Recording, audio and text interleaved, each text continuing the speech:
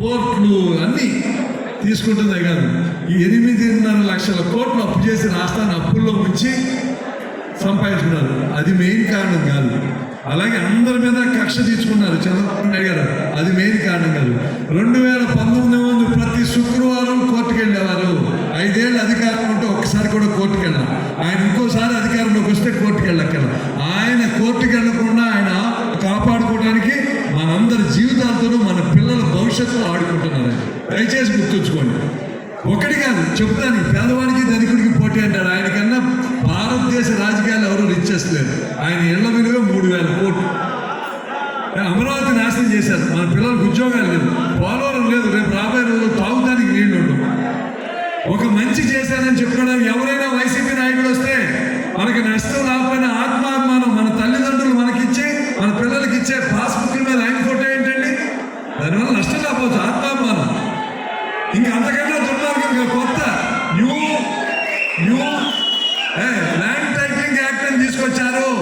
మీ పిల్లలకి మీరు ఆస్తులు రాయలేరు, అమ్మలేరు, తాకట్టు పెట్టలేరు. ఏ తగాదా వచ్చినా కోర్టులు ఉండవు, రెవెన్యూ వాళ్ళు డిసైడ్ చేస్తారు. ఎవడు బలవంతుడైతే అది తీసుకుంటాడు. రాబోయే రోజుల్లో మీ ఆస్తులకు మీకు ఉండకుండా చేసేస్తారు. దయచేసి అందరూ ఆలోచించండి. ఇది మనకు అవసరమా? ప్రశాంతంగా ఎవరు బతుకులు బతకపోకుండా. అందుకని దయచేసి ఆలోచించి నిర్ణయం తీసుకోవాలి. అలాగే కైకలూరు నియోజకవర్గంలో 2014 నుంచి 19 అధికారం ఇస్తే ఎన్నో రోడ్లు, రూరల్ రోడ్లు 65% వేస్తే ఈ ప్రభుత్వం 7% వేస్తుంది. అలాగే చెరువులు మొత్తం రాష్ట్రంలో 660 మండలాల్లో తలసాదాయం ఫస్ట్ కలిదిండి, నెక్స్ట్ కైకలూరు, వెనకాల కొంచెం 30 స్థానం 40 స్థానంలో మండవల్లిని ముందేపల్లి ఉన్నాయి. అక్కడ వ్యవసాయం చిన్నది. ఆ స్థాయి నుంచి మనకేం కావాలి? నీళ్ళు వస్తుంది కాబట్టి అటు నుంచి నీళ్లు నడిపించుకున్నాం. అలాగే కరెంటు 175 నియోజకవర్గంలో హైయెస్ట్ కైకలూరులో జరిగింది. స్వాతంత్రం వచ్చిన తర్వాత ఉన్నాయి 500 ట్రాన్స్ఫార్మర్లు అయితే 1600 ట్రాన్స్ఫార్మర్లు ఉచితంగా ఇచ్చాం. ఈ నియోజకవర్గం 100 కోట్ల విలువైంది.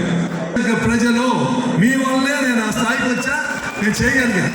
నేను నాకుండే పరపతో నాకు పరిచయం ఉండొచ్చు, కానీ ఒక స్థాయి లేకుండా నేను వెళ్ళి ఏ కారణంతో అడగలను. అదే ఒక మంత్రిగా ఒక ఎమ్మెల్యేగా అడిగితే చేయాలి. వాళ్ళందరూ నాకు స్నేహితులు అవ్వచ్చు. ఆ స్థాయి కలిపింది కైకలూరు నియోజకవర్గం. ఇక